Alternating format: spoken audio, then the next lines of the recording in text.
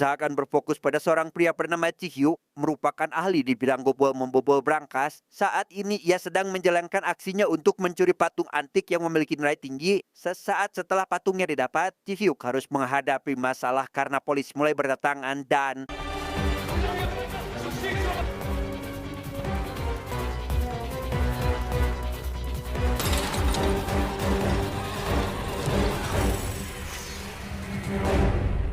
meski lolos dari pengejaran, patung yang dicuri oleh Cihyuk pun terbelah menjadi dua, yang itu berarti sudah tidak bernilai lagi. Meski begitu, ia tidak khawatir karena dirinya ternyata juga merupakan ahli di bidang membuat replika atau tiruan suatu benda. Cihyuk akan membuat replika dari patung itu dan menemui seorang ahli lelang untuk mengajak tim berbisnis. 돈 좀 벌 수 있겠지.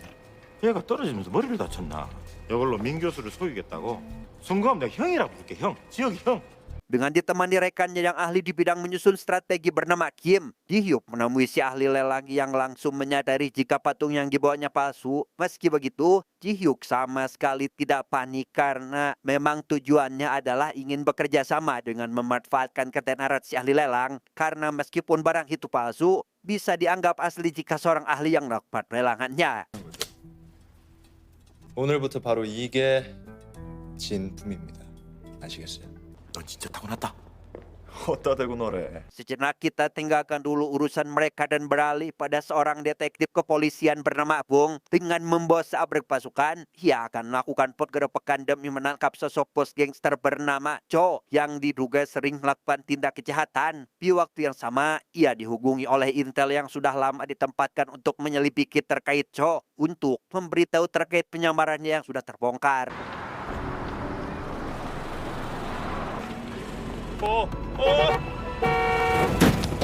아이씨, 빨리 새끼. Tanpa Sintel sadari, saat ini ia sedang dibuntuti dan langsung ditangkap oleh anak buah Cho. Sesaat setelah dibuat babak belur, ia digantung dengan posisi terbalik dan akan diberi hukuman karena berani macam-macam dengannya.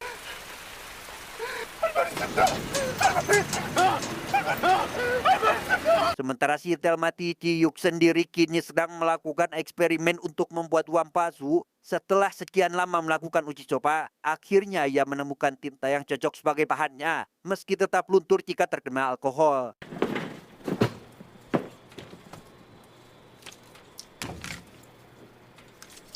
봐봐. Selesai dengan itu, Ji-hyuk pergi ke tempat pameran untuk menemui seorang wanita bernama, kita panggil saja Yuli. Tujuan Ji-hyuk menemuinya adalah ingin berinvestasi dengan menjadikan Yuli sebagai perantara untuk memamerkan lukisan hasil karyanya. Entah lukisan seperti apa sampai Ji-hyuk ingin memamerkannya. Yuli yang awalnya ragu untuk melakukan hal itu, akhirnya setuju dengan syarat diberi komisi besar oleh atasannya. 4분기 전시회 정권 저한테 위임해 주시고 지분도 30% 인상해 주세요. 아니 그게 무슨 소리야, 오 실장. 더 바라면 그건 욕심이죠. 저만 믿으세요. Ji-hyuk yang menceritakan hal itu kepada Kim Un mendapat pertentangan karena dirasa hanya membuang-buang uang saja. Ji-hyuk pun memberitahu jika dirinya memiliki tujuan lain dalam mendekati Yuli, yaitu untuk melakukan operasi pencurian besar. Dan kini mereka harus mencari seorang hacker profesional untuk diajak bekerja sama. Dan Kim kebetulan mengenal seseorang yang dirasa cocok dalam bidang tersebut. 30개? 기술자도 한 명 필요해. 실력 괜찮은 해커. Dia bernama Jong Bai, seorang hacker muda yang baru berumur 25 tahun. Setelah Kim menceritakan tujuannya datang, mereka langsung pergi ke sebuah bar untuk wawancara dengan Ji-hyuk. Sempat keberatan karena Ji-hyuk mengetahui tentang Jong Bai yang sebenarnya bermuka dua. Ia pada akhirnya tetap setuju untuk ikut andil dalam pencurian ini. 안전해.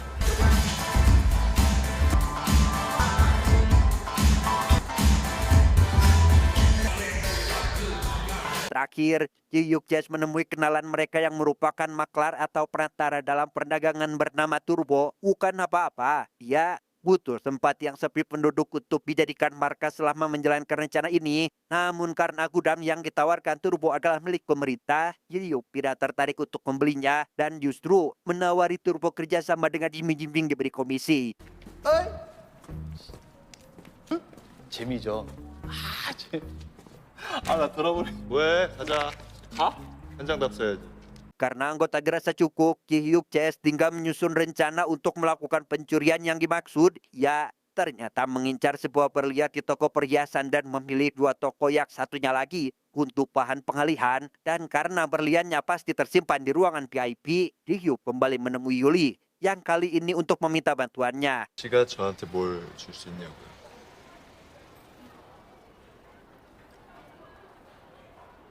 지금 어디 보시는 거예요?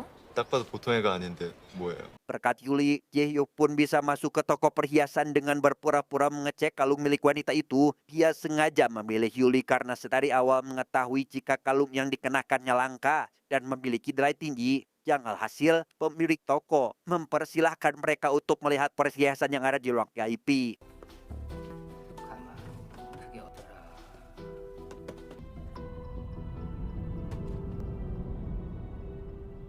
Karena tempat dan jenis berangkas sudah diketahui, Ji-hyuk memulai rencananya dengan meminta Kim menyalakan alarm darurat toko. Dan tepat saat polisi tiba di lokasi, ia langsung menghidupkan bom asap yang tersimpan di dalam koper untuk sebagai pengalih perhatian.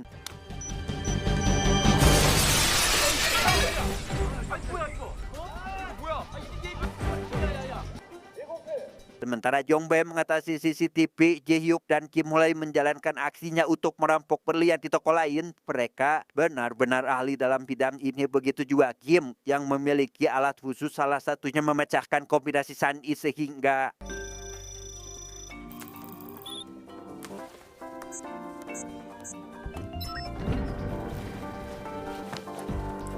setelah berhasil masuk ke ruang VIP, Ji-hyuk mulai mengebor berangkas sedangkan Kim mengatasi data CCTV untuk membuang barang bukti. Di mana masalah seketika muncul saat ada 2 orang polisi yang dengar suara pengeboran sehingga mau tidak mau Kim harus keluar untuk mengalihkan perhatian mereka. 소리 아닐까요? 이게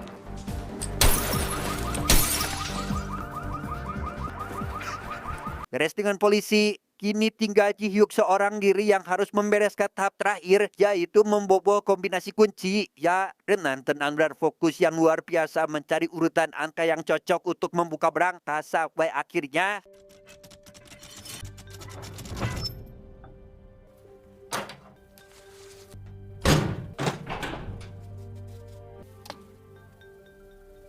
berita pencurian itu pun langsung viral hingga sampai ke telinga Cho, yang ternyata adalah pemilik dari toko emas itu. Sadar jika si pencuri bukan orang sembarangan, ia terpikir sebuah ide untuk memanfaatkan si pencuri untuk melakukan pencurian yang jauh lebih besar. Sehingga Cho langsung menyuruh ajudannya agar mencari identitas orang-orang tersebut.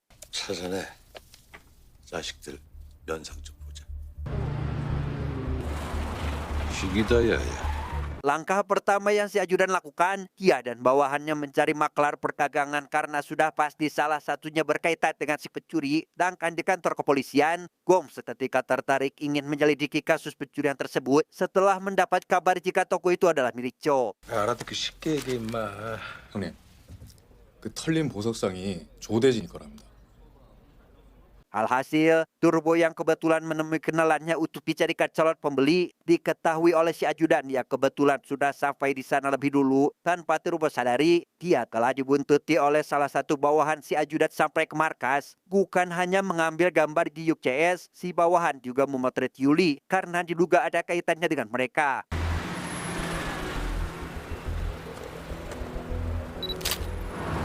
Tanpa buang waktu, Cho dan anak buahnya pun langsung pergi ke tempat itu tepat saat Ji-hyuk sedang tidak ada di sana. Dan tepat pada malam harinya, Ji-hyuk yang baru tiba di lokasi menyadari ada yang janggal. Sehingga lekas mengambil satu batang besi untuk berjaga-jaga dan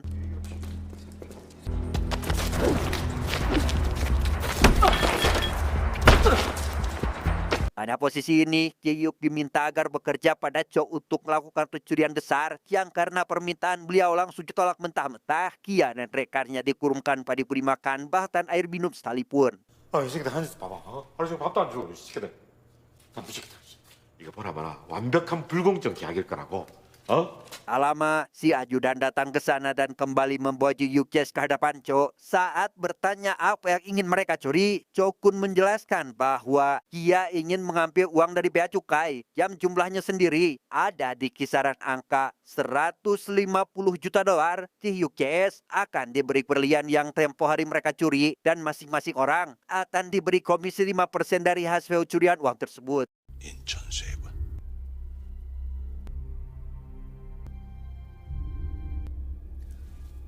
하겠습니다. Mendengar hal itu, Ji Hyuk tentu tertarik dan langsung menerima tawaran kerjasamanya. Hingga di keesokan hari, mereka berkumpul di salah satu ruangan untuk membahas lebih dulu terkait keamanan di lokasi target pencurian yang memiliki sistem keamanan paling ketat se-Asia Tenggara. 굿, 좋아. 5년 전 J그룹 800억 비자금 사건 알지? 비슷한 거라고 생각하면 돼. Perihal dari mana uang itu, Cho memberitahu jika uang tersebut adalah milik pemerintah yang sengaja disimpan di bea cukai sekitar 5 tahun lalu. Yang karena ada desas-desus bahwa uang itu akan dipindahkan, Ji Hyuk Jae mau tidak mau harus menyelesaikan tugas mereka sebelum itu terjadi. 곧 돈이 이동한다는 정보가 돌아. 그 전에 우리가 같이 없다. Untuk persiapan, Jo juga memberikan contoh berangkas untuk Ki Hyuk latihan dan untuk mengatur rencana, si ajudan memberi dana lokasi lengkap yang mencakup peta kabel listrik dan lain sebagainya, termasuk kartu ID dan izin kendaraan agar mereka bisa masuk ke area tersebut. 차량 통행증. 우와. 큰 문제가 남아 있습니다. 말해봐. Satu lagi yang harus mereka persiapkan, yaitu butuh uang palsu untuk ditukar sebagai ganti agar tidak menimbulkan kecurigaan. Cho menunjukkan kupon berhadiah yang jumlah lembarannya setara dengan jumlah uang yang akan mereka curi, dan itu dirasa cukup untuk mengatasi masalah ini. 세관으로 들어가서 1원짜리를 5만 원권으로 바꾸는 거다. Tepat pada malam harinya, Cho memanggil Jong Bae ke ruangan untuk menawarkan pekerjaan lain, yaitu jadi mata-mata untuk mengawasi Ji Hyuk. Bukan apa-apa, dia khawatir Ji Hyuk punya rencana lain sehingga Cho utuh orang seperti Jong Bae untuk memberi laporan. Sebagai gantinya, Jong Bae diberi uang muka dan diangkat jadi anak buah tetapnya. 계약금이다. 이제부터 넌 내 사람이야. Singkat cerita, esok pagi puncak, tepat saat Ji Hyuk kembali menemui Yuli untuk membahas masalah investasi, ia ditemui Gong dan anggota kepolisian yang ingin membawanya ke kantor polisi. 6 jam berada di ruang interogasi, Ji Hyuk tak kunjung buka suara terkait dirinya yang dicurigai telah melakukan pencurian di toko emas. Dan karena tidak adanya bukti kuat yang menunjukkan Ji Hyuk sebagai pelakunya, Gong berjanji akan memenjarakannya suatu hari nanti. 너 내가 반드시 쳐넣는다. 이지요.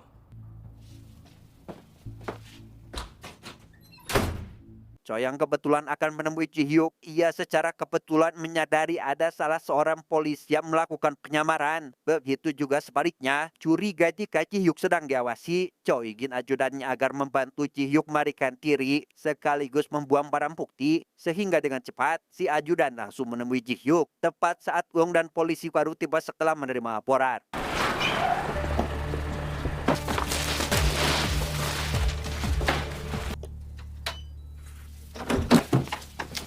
아이 반갑다 이 쥐새끼들아.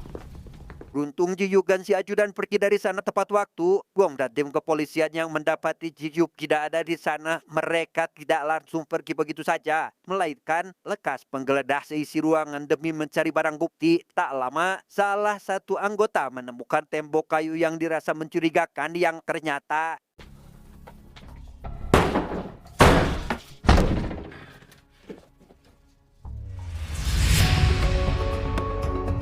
dan ya, tak apa maksud dari semua foto yang tertera pada dinding, salah satu anggota pun menemukan gambar peta lengkap bea cukai, termasuk tanggal akan dilakukannya operasi besar. Di waktu yang sama, Ji Hyuk dan rekannya pergi ke bea cukai dengan menyamar sebagai anggota dinas dari Kementerian Lingkungan Hidup untuk menyiapkan GOP di salah satu titik, termasuk menyiapkan plakat lunak agar Jong Bae dapat menanamkan virus pada sistem keamanan di sana.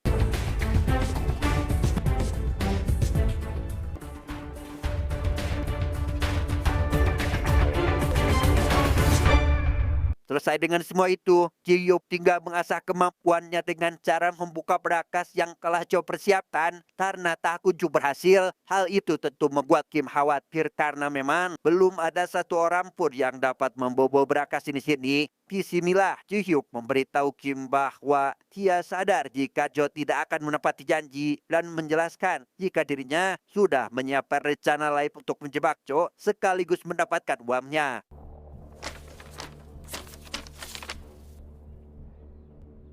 페이퍼 1,500억 우리가 다 가지는 거야.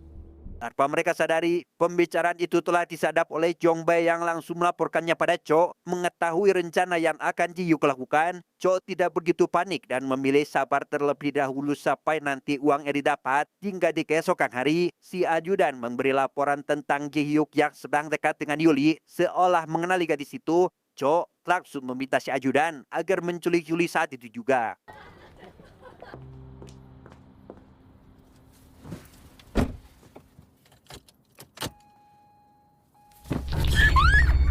Sementara Yuli terkurung di suatu tempat, Ji-hyuk CS mulai menjalankan rencana untuk melakukan pencurian di bea cukai. Cho masuk lebih awal dengan menyamar sebagai direktur bea cukai untuk melakukan pengecekan, disusul oleh Jong Bae karena harus meretas sistem keamanan termasuk meledakan bom yang telah disiapkan dan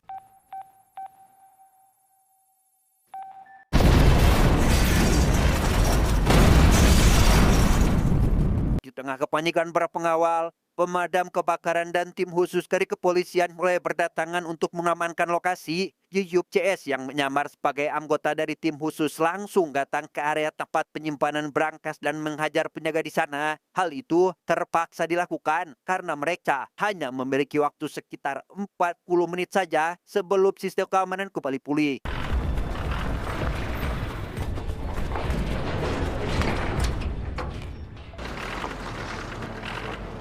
Dan inilah berangkas yang menyimpan uang di dalamnya. Bermodalkan alat las yang berguna untuk membuat lubang kecil, Ji-hyuk memiliki waktu 10 menit untuk menyelesaikan tugasnya itu. Yang karena api tegangan rendah memakan banyak waktu, ia meminta Kim agar menggunakan level maksimum pada alat tersebut dan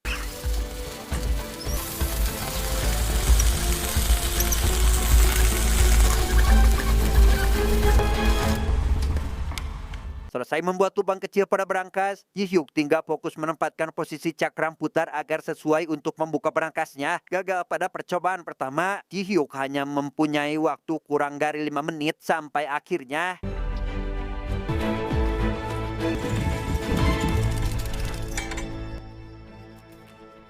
dan ya, Ji-hyuk pun berhasil membuka berangkas itu tepat waktu. 23 menit yang tersisa, mereka harus memindahkan uangnya ke lokasi yang sudah ditentukan hingga nyaris ketahuan oleh Gong CS yang melakukan penelusuran ke area tersebut.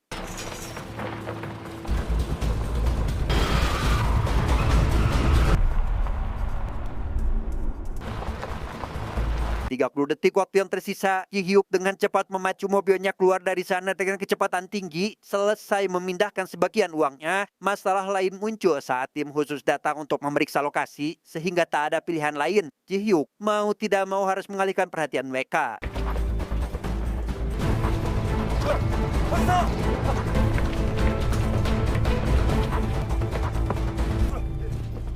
Selesai dengan tim khusus, Ji-hyuk langsung membuat alat komunikasi untuk mengelabui Cho. Ia pergi ke ruangan sistem untuk membuat laporan palsu pengiriman ilegal yang akan digunakan untuk menjerumuskan sosok itu. Tanpa sadar, jika saat ini Cho sudah mengetahui rencana itu akibat ulah si Jong Bae sehingga 거기까지.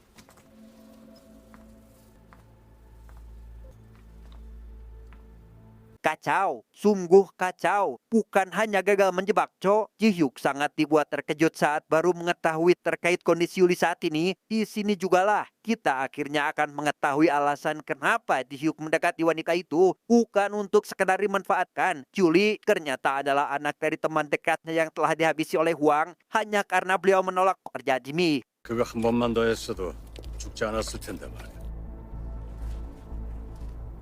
잭 같은 도둑놈한테는 마지막이 없던 걸 아셨습니까? 언제 봐도 Tak ingin Yuli celaka, Ji-hyuk tidak memiliki pilihan lain kecuali harus menerima permintaan dari Cho, yaitu jadi pusat pengalihan polisi dengan membawa bom di dalam mobil agar yang lain bisa leluasa memindahkan ruangnya ke tempat aman.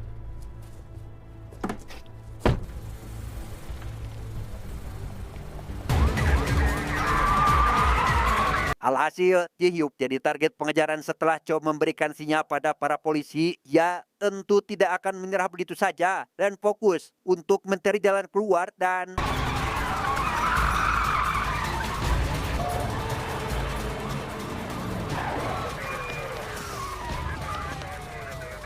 disinilah Ji Hyuk sekarang dikerumuni oleh mobil polisi dan tidak memiliki kesempatan untuk melarikan diri. Dengan menenteng koper berisi bom di dalamnya, dia keluar dari dalam mobil dan lari ke tepi pelabuhan untuk anjlok ke dalam air. Tetapi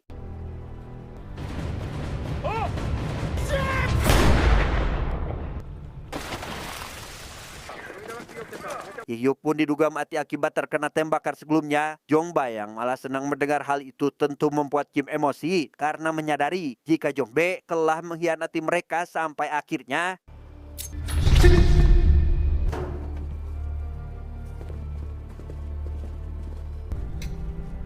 dan ya, Kim tipu tak berdaya setelah Jongbae menusuknya dengan sebilah pisau. Beberapa hari sejak kejadian itu, Cho bisa bernapas lega karena telah berhasil mendapatkan uang yang jadi incarannya. Namun saat memeriksa truk pengangkut uang, bukan uanglah yang dirinya dapat, melainkan kupon miliknya sendiri. Lantas, gimana keberadaan uang itu sekarang?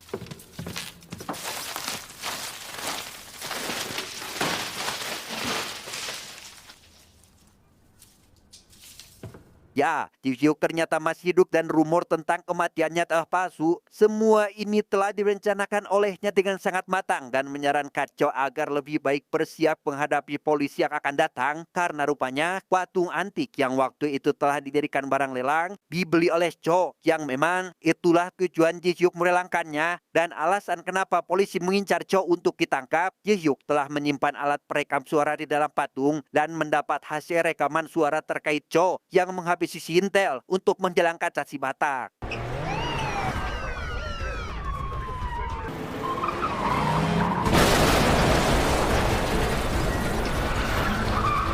Sementara pihak kepolisian sibuk menangani kroco, Jongbae masuk ke salah satu ruangan untuk membawa Yuli pergi. Dia ternyata tidak memihak pada Cho karena pengkhianatan yang dilakukannya adalah masih bagian dari rencana Ji Hyuk, di mana masalah lain muncul saat si ajudan datang dan berniat membawa Yuli untuk dijadikan Sandra, tetapi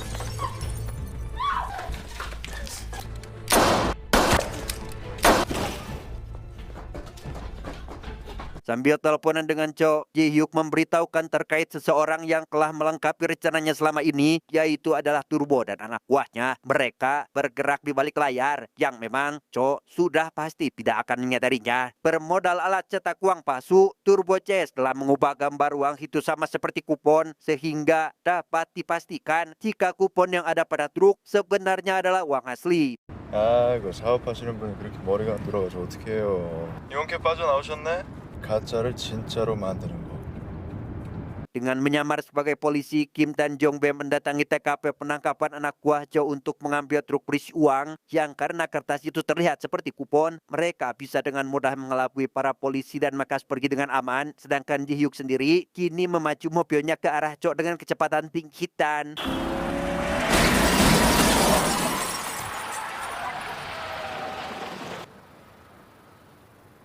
pada posisi ini, Cho tidak dapat berbuat apa-apa dan lekas mengembalikan kalung milik Julie. Mengira jika dirinya akan dihabisi, Ji Hyuk tentu tidak akan melakukan hal itu dan memilih pergi tepat saat keunggahan pihak kepolisian datang.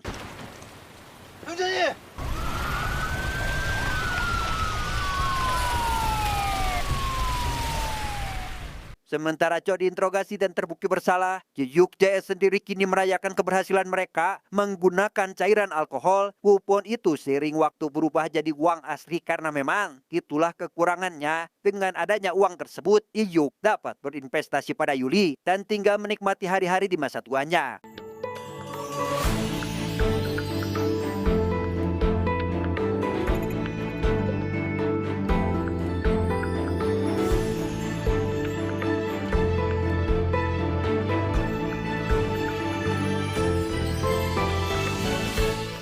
terakhir, kita akan diperlihatkan dengan Yuli yang baru tiba di tempat pameran yang ada di Arab Saudi. Maksud hati hanya ikut melihat-lihat karya seni yang jauh-jauh hari sudah dikirim ke sana. Dia cukup terkejut saat melihat kalung miliknya terpajang di tempat itu. Namun yang lebih membuatnya terkesima adalah lukisan dengan gambar wajahnya, yang mana itu adalah karya lukisan yang Ji-hyuk maksud waktu itu. Wanna live just by your side and give you my life. Wanna show you the place you happy alone. Tamat, ending yang sangat memuaskan.